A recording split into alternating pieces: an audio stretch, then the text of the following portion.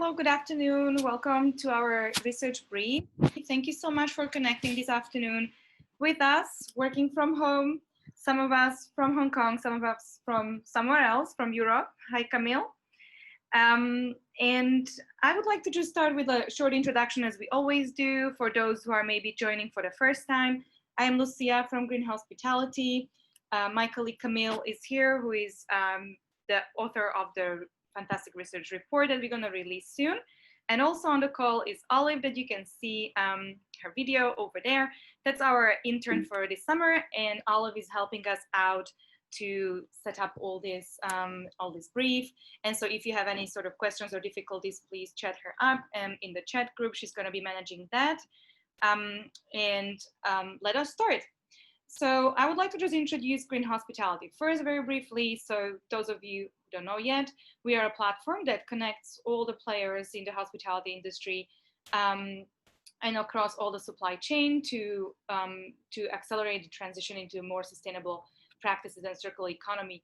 And part of our activities is not only to connect people, obviously, but also to do research and actually base our actions on data, on scientific knowledge.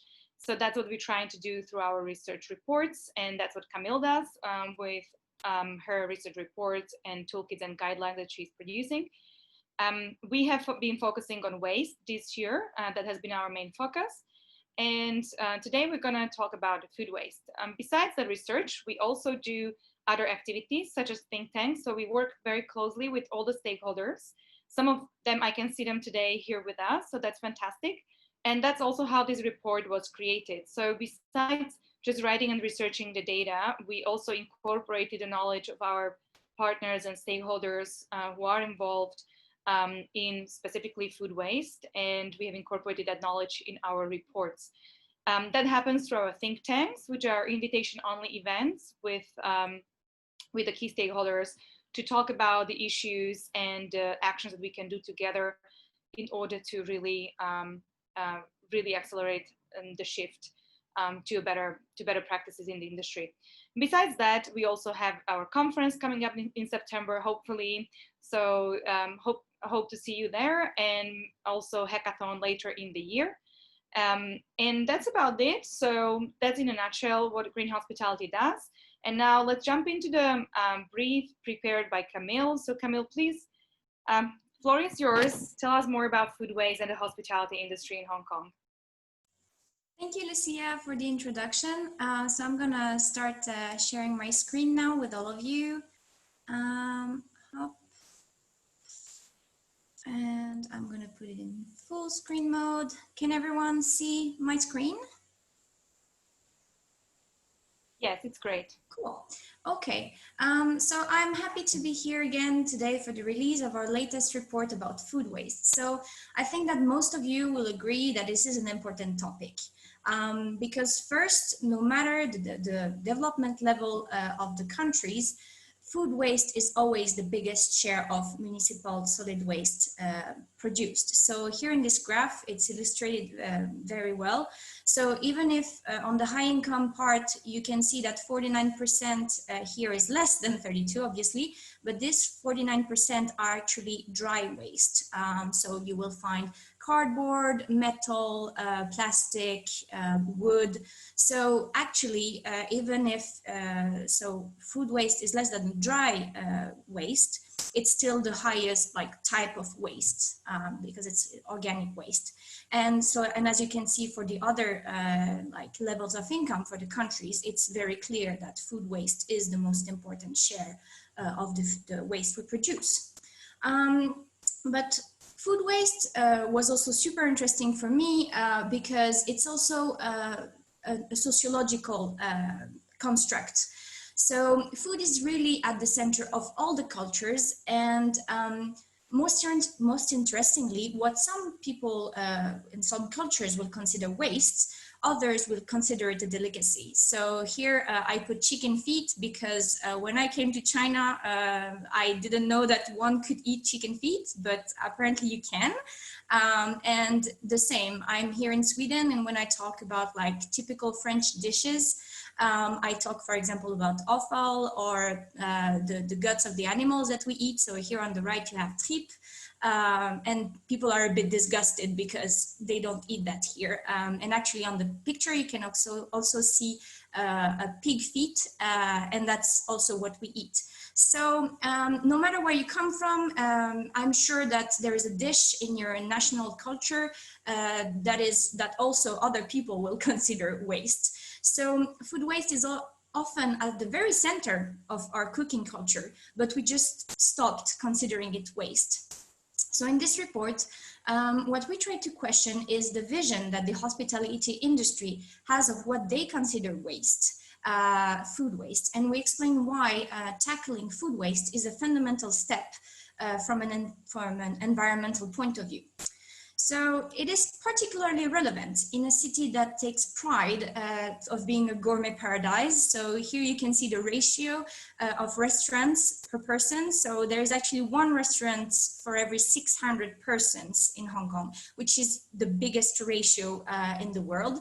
And when knowing that up to 95% of a restaurant's general waste could typically be recycled or composted, the hospitality in Hong Kong has also the potential to become a champion in food waste reduction. So where does food waste come from? So first of all, there is an important difference to make between what we call food waste and food loss. So even if the line between the two is a bit blurry, food loss refers to a phenomena that mostly occurs in developing countries. It is defined as, so the definition is a bit long, I'm sorry. It's a decrease in edible food mass at the production, post-harvest, processing, and distribution stages in the food supply chain. So these losses are mainly caused by inefficiencies in the food supply chains, such as poor infrastructure and logistics, lack of technology and sufficient skills, knowledge and management capacity of logistics, lack of technology, and no access to markets. So a lot of structural problems. In contrast, food waste is described by the Food and Agriculture Organization as the discard of foodstuff at the retail and consumption levels. So it's mainly the result of both unintentional and deliberate human actions. So in high-income countries, most of the wastage linked to food is food waste, especially in Hong Kong, where the agriculture sector is really small. And in the hospitality industry, there are three sources of food waste. So spoilage, preparation waste, and customer plate waste. So on my graph here on the left, you can see that actually most of the food waste comes from business operations. It's spoilage and preparation waste. So actually in the UK at least. But there is an interesting study, a micro study in Malaysia that asked 5 restaurants, and the researchers asked the restaurants, like, where do you think you waste the most food? And they were saying most of the time the customers are wasting a lot of food. But actually what we can see here is that the businesses have also a big responsibility in the food they waste. So far, academic research on food waste has focused on developed countries and household food waste mainly, because most of the time it's the biggest source of food waste in municipal solid waste statistics. However, this is not always true. It's not always the households who waste most food. For example, in China, the majority of consumer food waste is found in the catering and restaurant sector, rather than at the household level. So now talking about the cause of food waste, now that we've seen the sources, there is no universal cause for food waste, because each restaurant is so different in terms of policies, in terms of serving methods, etc. And each of these particularities are actually one potential cause for wastage. For example, so the study of the Malaysian restaurants I was referring to earlier, they found that staff training is important.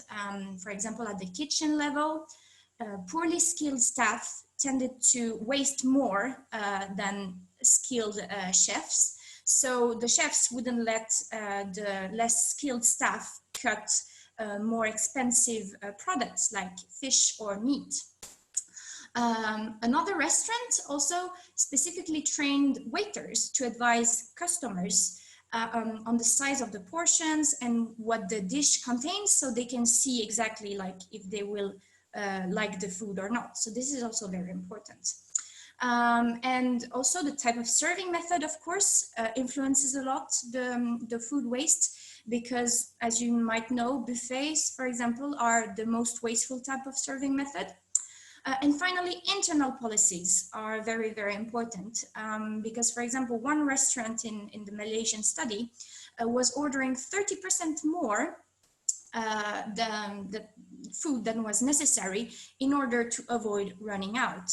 So as you can see, there are, depending on the type of restaurant and the type of like operations that you have, the type of staff you have, because in the restaurant industry, most of the time there is a high turnover, so it's hard to like keep high skilled people. So there is a lot of different causes for food waste.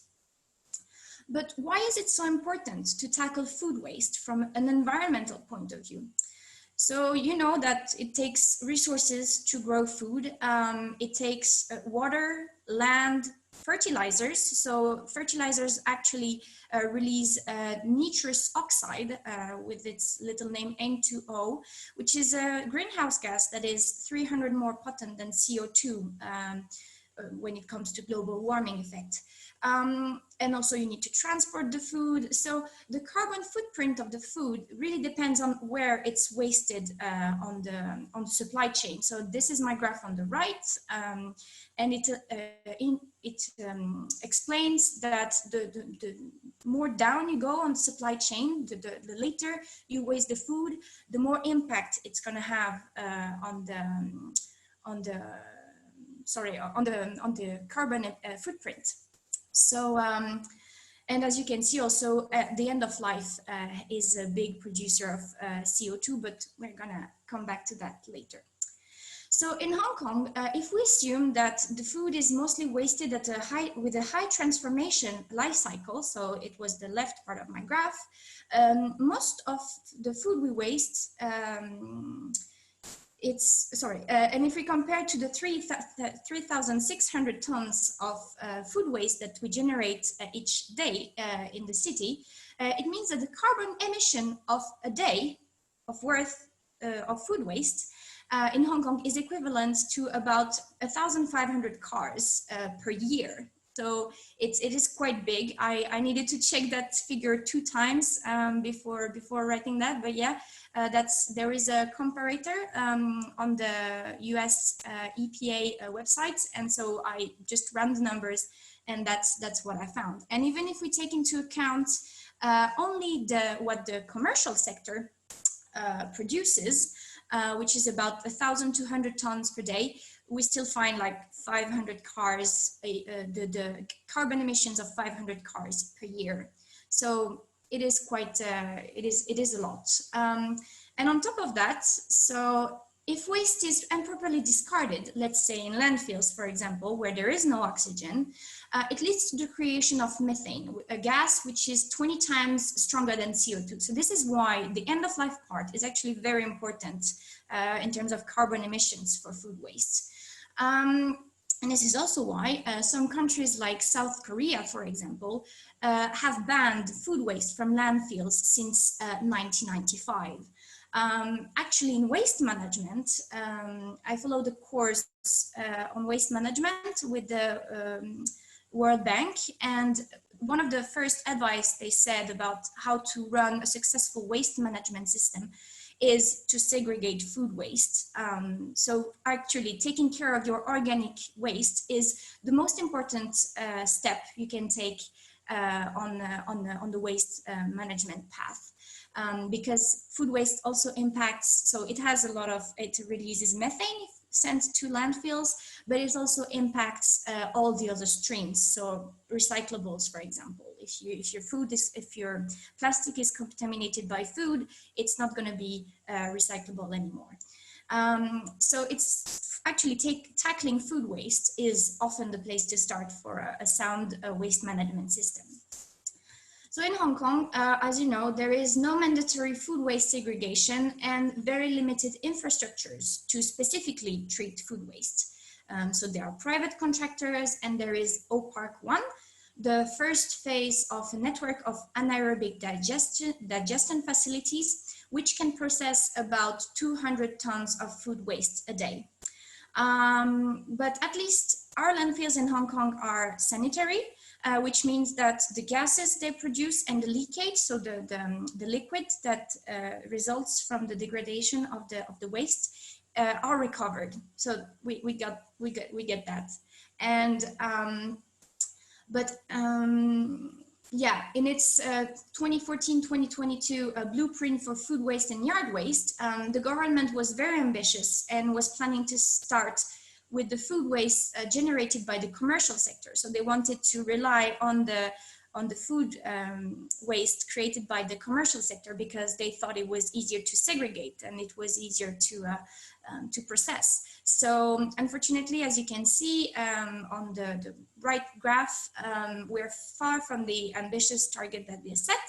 So there's a lot of effort still to be done, but that's why we need to find creative solutions to tackle food waste. So that's my next question. What can the industry do to reduce its food waste and its impact? So it's useful to know that between 73 to 79% of the total amount of hospitality food waste is considered avoidable. So what does avoidable mean? It means that it became unsuited for human consumption because of remediable factors such as poor transportation, poor storage, or inefficient preparation techniques. So if the industry could avoid what is avoidable, it could have tremendous positive impacts. According to an organization called Project Drawdown, it's a bit hard to say, reducing food waste systematically comes before changing our diets in terms of slowing down global warming.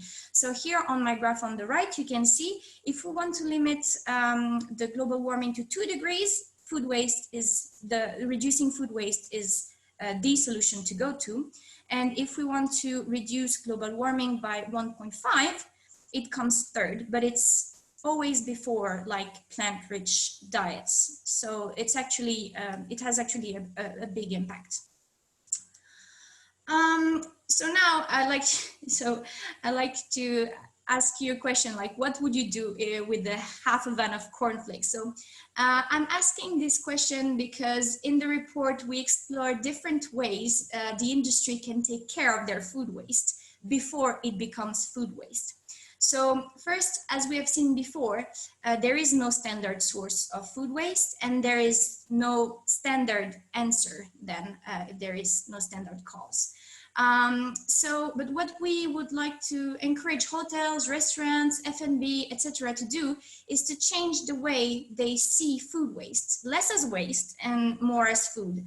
So in the report, we give examples of restaurants that are using, for example, the so-called ugly vegetables or ugly fruits, which are fruits or vegetables that are perfectly edible, but cannot be sold in supermarket because they are too small, too curvy, too pink, too red, too yellow, whatever.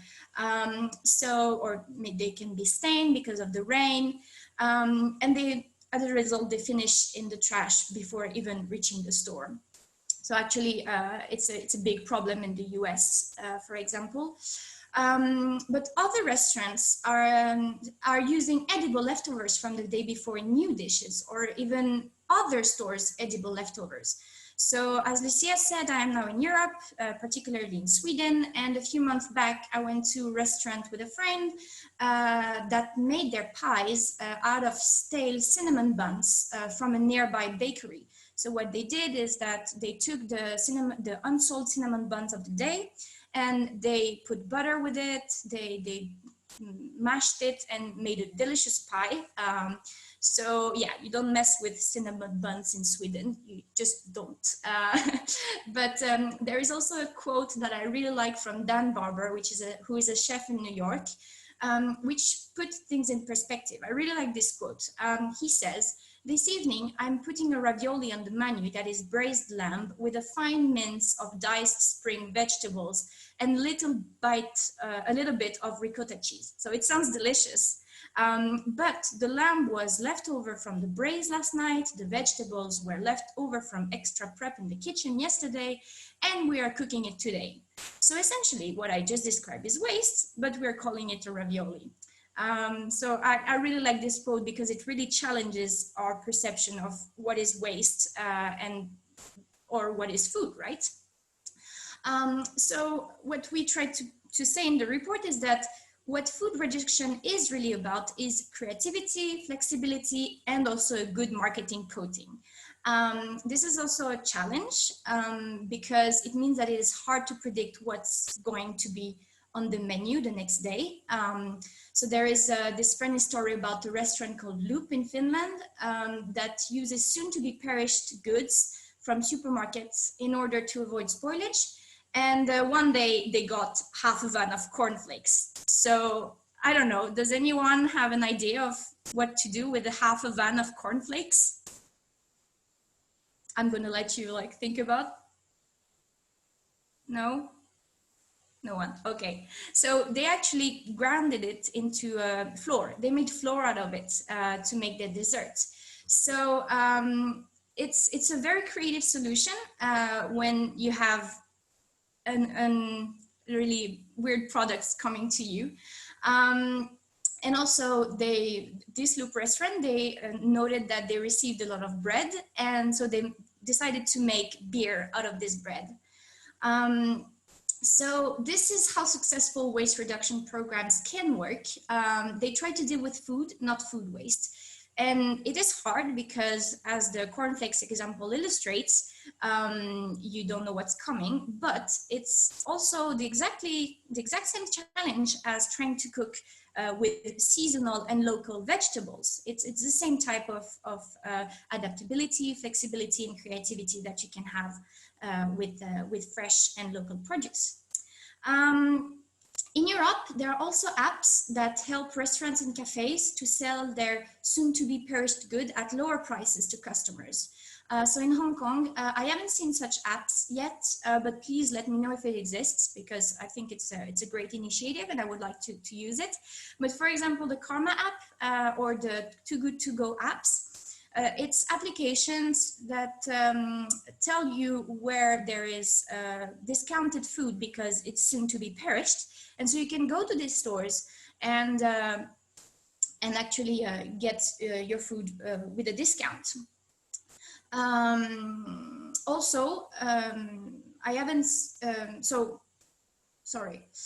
Yeah, I used to go to a restaurant also in Hong Kong called 12 Noon. So what they did here is similar to the principle of the apps, but without the apps. So what they did is that they discounted certain items 50% after 6 p.m. So it's the same principle, but they did that because they had cold pressed juice, and cold pressed juice has a very short shelf life. So there are different ways you can manage your surplus, and you can also, of course, give to NGOs. So this restaurant I was talking about, 12 Noon, also gave to Food Angel.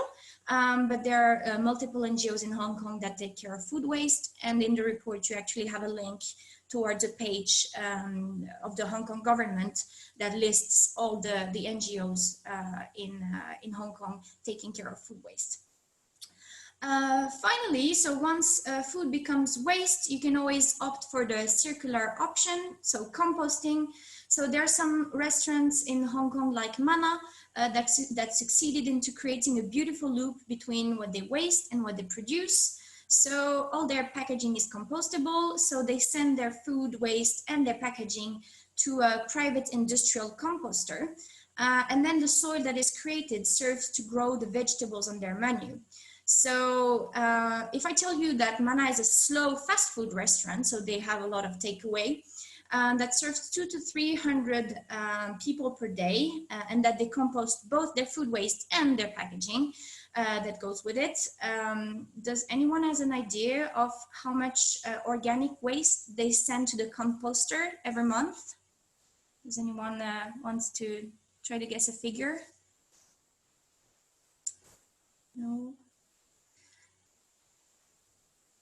You want to try, Lucia? How much you think? No? Okay, so they send 5 tons of organic waste per month. So, which means that with 5 tons a month for this type of restaurant, a facility like O Park could process the food waste of 1,250 mana.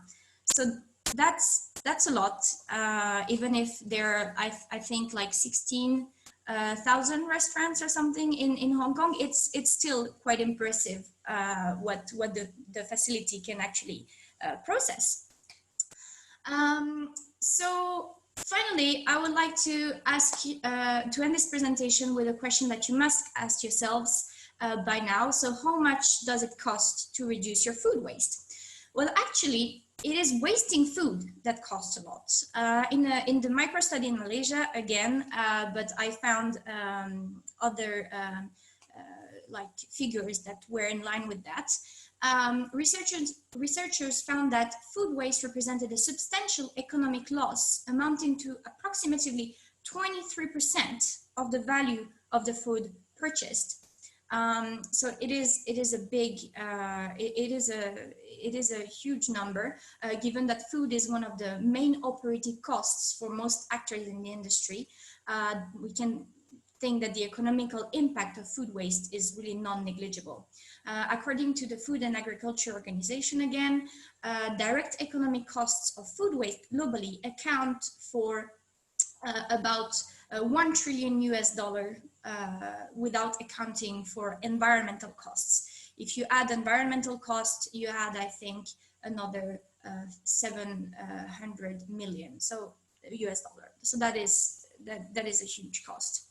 But a UK, so more down to earth and more down to a smaller level, smaller scale, UK organization called Champions 2.3, so like the SDG goal 12.3. They noticed that, and I quote, one reason businesses don't start a food waste reduction program is that many leaders may not be aware or may not believe that there is a solid business case for reducing food loss and waste. So they decided to make one for hotels, restaurant and catering businesses. And here on my slide, here is the summary of what they found. So actually you can see that the returns were quite quick and quite substantial when they started this food waste reduction program. So to conclude, food waste is the first step into making the hospitality industry more sustainable because one, it is the biggest source of waste for the industry, and two, it affects a lot the other waste management streams, as I explained. For example, if there is no segregation of food waste by 2024, the incinerator that Hong Kong is, like the government is building, will need more energy to burn the waste, and the waste itself will generate less energy. Food waste, as I said, also contaminates the plastic recycling streams, making the plastic non-recyclable, so it just sent to landfill. So that's why we call this report Forget About the Rest, not because other types of waste are not important, on the contrary, but because proper food waste reduction and management are at the heart of a successful waste management system, and also because it's the opportunity for the industry to show all the extent of its creativity, dynamism, and also save money, as I showed. So that's it for me. Now, I would like to invite you to the person who attended this brief to share, if they want, if you have other examples of successful recipes to reduce food waste, please do so. And also, if you have like some comments or questions, I would be very happy to hear your insights.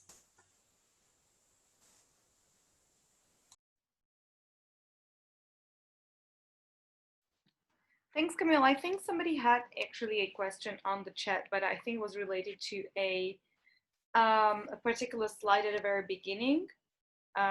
in regarding your the ratios of waste, I guess. So the first slide, this one? No, I think so. Sian has posted this question. Sian, is it about this slide that you wanted to ask? I can't quite remember. I think it might have been the one before, more a simpler slide. But it was one where you had, no, it was the early supply chain one. Oh, this one. This one. Yeah, so that's international, right? Yeah, exactly. So it's I found it on a report of the Food and Agriculture Organization, and yeah, so it's like very it's a global report. It's actually a report of 300 pages or something. I didn't read all of it, but they actually tried to estimate all the impacts of food waste. So this is only the carbon footprint part, but on the report, they also talk about biodiversity, water pollution, land in land use. So they talk about a lot of different things, but that's a graph I found there. No, it's useful, and I appreciate it being in your presentation. Thanks.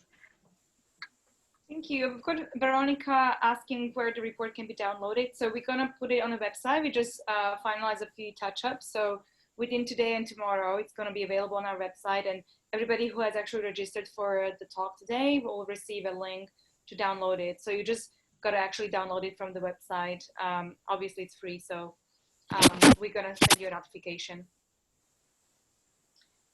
I've got a question from David. What happens at the close of business to all food kept held in Hong Kong supermarkets? Is there recycling from these thousands of stores? Have you found any information about that, Camille? So what happens at the close of business to all food kept? So I actually found, so it was on an article of the South China Morning Post, I found NGOs that took the surplus, I think, of the supermarkets, but it was an article from 2016, I think. There is the reference in the report, but it's, I think I tried to look for them on Facebook, and it's all in Cantonese, so I didn't dig much, but there are, but they look quite small. Well, as for what I know, it's definitely Feeding Hong Kong is collecting the surplus from supermarkets. I wouldn't be able to tell you the figures, but from the last think tank that we had on food waste, Gabrielle, the CEO of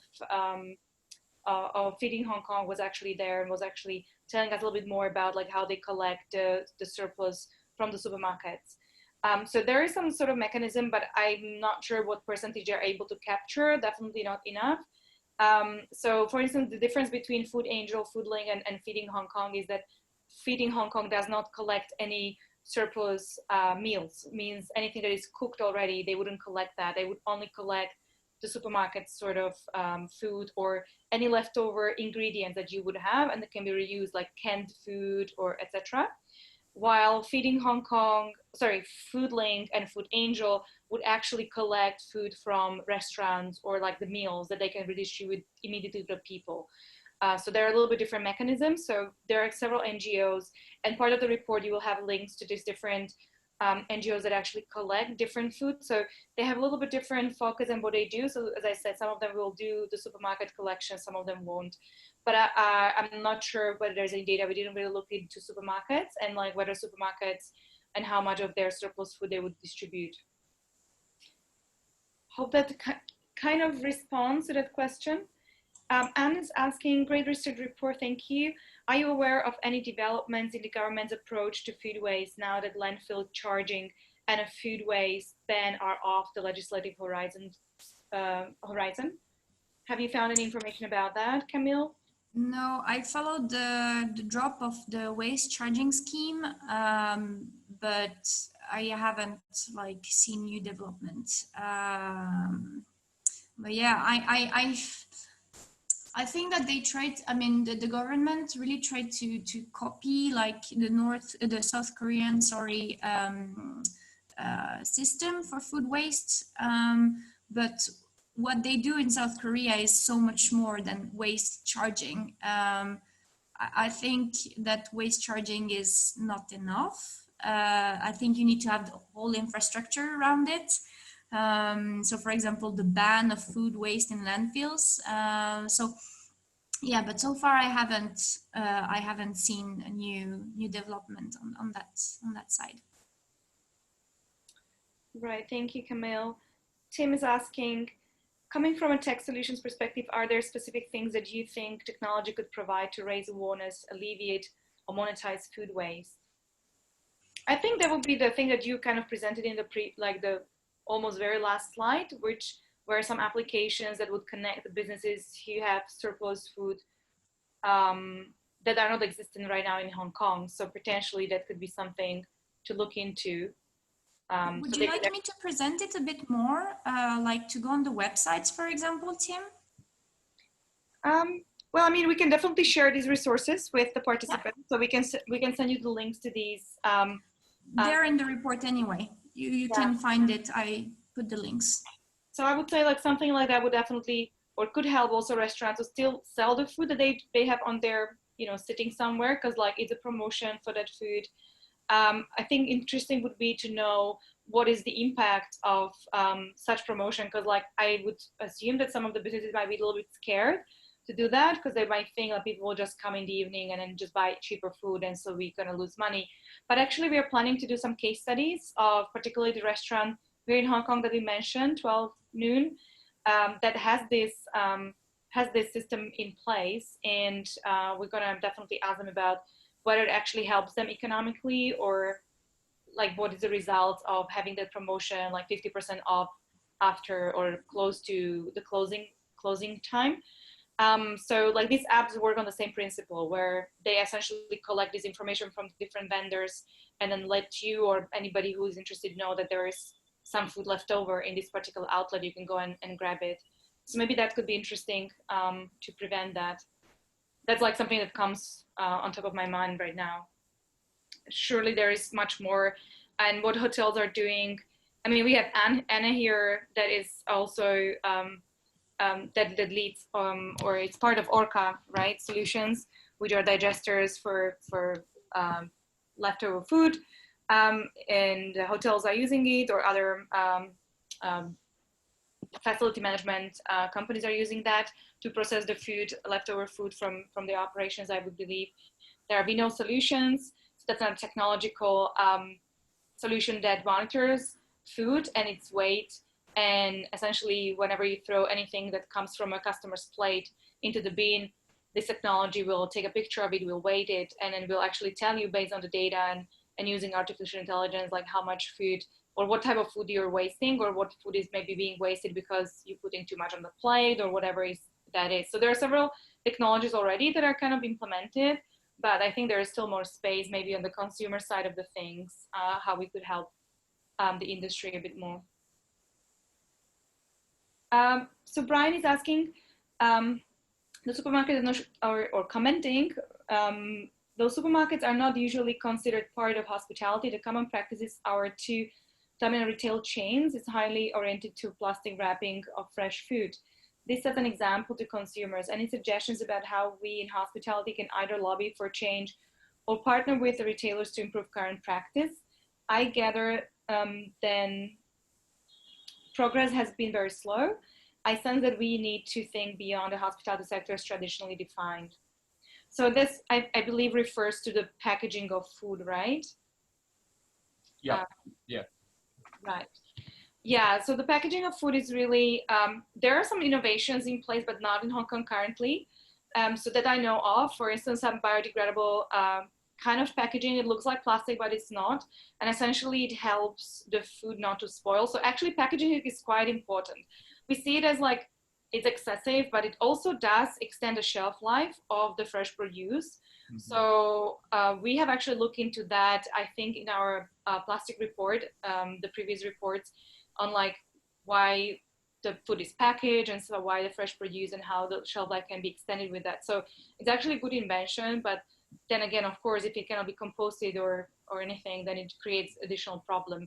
There are some innovations, but I don't think they're available in Hong Kong. It would be interesting to try to help to bring those, specifically for the fresh produce. But then there's lots of other packaging that comes with food, right? So like rice packaging, whatever. We have seen a little bit of those zero waste shops, but those are mostly focused on consumers or individuals, not so much on like big scale. We haven't really thought about this. Maybe it would be interesting to start thinking how we could, make that happen, like on the retail to the bigger hotels. Like, can we skip that one step where we don't have to buy packaging or packaged foods, small amounts, and then that create a lot of waste. From the experience, we know that there's also a lot of problem with like receiving packaged seafood and other kind of supply to the restaurants in hotels or in restaurants in general, because like lots of this seafood would come in styrofoam packaging. Again, that's another problem that we have there with food, but it also just, again, keeps the food fresh. So there are innovation in that space too, but they're not available in Hong Kong. So we're looking into all these. We have actually started researching all these different solutions, and we're creating a database of these products that we want to make available to everybody in Hong Kong and understand their shipment, like how we could actually procure these, the pricing, and also their carbon footprint. So we're working on that right now. If you're interested in a project, just reach out. We would like to collaborate. Great, thanks. Thanks. All right. Okay, no more questions. I don't see any more questions. Are there more questions? I mean, go ahead. If you have anything for Camille regarding the report. By the way, I'd like to add something about the report. So here I didn't talk about it at all, but I also present a bit like what are the effects, what are the links between like reducing food waste and the other like SDG goals, and also like why it's not automatic that reducing food waste reduces hunger, for example. So this part I didn't talk about it, but it's also in the report, so it dives a bit deeper into these aspects as well. Great, thank you. Right, not sure there are more questions, but feel free to also email us if you have anything. Our emails are available on the website and in the invitation to this event. So feel free to email us any questions you have or anything more you want to know. We're gonna send the link. Wait, Lucia, I think, so Jeremy sent me, I think, a question. Oh, okay. So he says, I am not sure if this question was asked before. Since the establishment of the O-Park for managing food waste, do we know how efficient its operation has been so far? So I tried to contact O-Park for example, the bioplastics. I've just finished a report about bioplastics. I wanted to know if they could digest bioplastics, so they can't. But on their website, I went a bit on their website, and they don't show, like, they show the theoretical capacity, but they don't show like today what happened. So I'm not very sure of what's the effect of the O-Park, but what is sure is that they need food waste, clean food waste, to be sent into the digester. So they actually need to source this food waste somewhere. So they need people who segregate food waste. And that's why they wanted to rely on the commercial sector, because they thought that it would be easier to segregate food waste. But as we can see, the recycling rates are very, very low for the commercial sector. So I haven't had figures, but the recycling rates for food waste are still very, very low for the commercial sector. Right. Yeah, that's something that we could definitely look into. So if any information from the government, we can request for that, for the data, if they're monitoring that, probably they do. So that will be great to get our hands on that. We can further research on that and try to get the data so we can put it down in our notes and see what's there. And Sian is asking what are the calls to action. So I'm just going to talk a little bit about the recent food waste think tank we held. It was about a month ago, just before another third wave of lockdown. So we were actually very lucky to have an event with about 15 stakeholders from some of the leading hotel chains, but also F&B, also local farmers in Hong Kong, and people who have actually solutions to either diminish or handle food waste. It was a fantastic event. We have actually talked about several problems that we see and what the actions could be, what we could actually accomplish as a group, as coordinated group of very involved stakeholders in this. We haven't released that yet. It should be coming very soon. So what we typically do, we have a conversation with about 15 different stakeholders, we talked about composting, we talked about food waste, we talked about all these major bottlenecks that we see that exist for all these different businesses. And then we are looking into digesting from the conversation, from all the comments, from all the knowledge we gathered, what would be the way forward in Hong Kong, what we can do. And actually we're working on one exciting project. I'm not gonna still release everything about it, but we have actually connected with one of the stakeholders that was kind of willing to go and collect food waste from different smaller, especially smaller F&Bs who don't have much space to actually have their food waste composted on site, but would like to get that food waste somewhere. And typically there is a problem with that. Who's going to collect it and where are you going to put it? So we are working with one of the stakeholders who is interested in composting it, collecting it, and potentially then redistributing and then utilizing that food waste, the compost, for actually gardening and farming. So that's kind of exciting. We're going to definitely inform you about that. So just make sure that you sign up for our newsletter. We try to release the information through there whenever we have the action points and what the current projects are. If you want to get in contact and get involved in any of our initiatives, you can just email to Hello Green Hospitality. Or if it's a particular for research and we have the same domain, research or think tank email ID. So just email us. We're happy to hear if you want to get involved, how we can work together. And I just wanted to, on that note, say that, if hopefully our event and our conference can happen in September, we're going to have some workshops specifically on food waste, on like how to create the circular systems for your business. We have some fantastic partners like Spire Property, their Loop Garden, showing how a developer is actually using the food waste from their outlets to actually for their rooftop garden. So that's kind of interesting concept. So if you're interested in that, very welcome to join us at the conference. And are there any more questions? Anyone I missed? Anything from you, Camille? No, no one. No? Fantastic, great. Thank you so much for attending today. That was a really nice conversation. We've got a really good audience. Thank you so much for being interested. Please reach out if you want to collaborate or anything else you want to say. And when we disseminate the report, please give us your feedback. What do you think about it? If you missed something, we're happy to share more in the future. We're writing case studies, as I said, right now. So if you've got any case studies or of good examples we should share with the industry, please let us know too. Thank you so much for attending and have a nice evening. Bye-bye. Bye.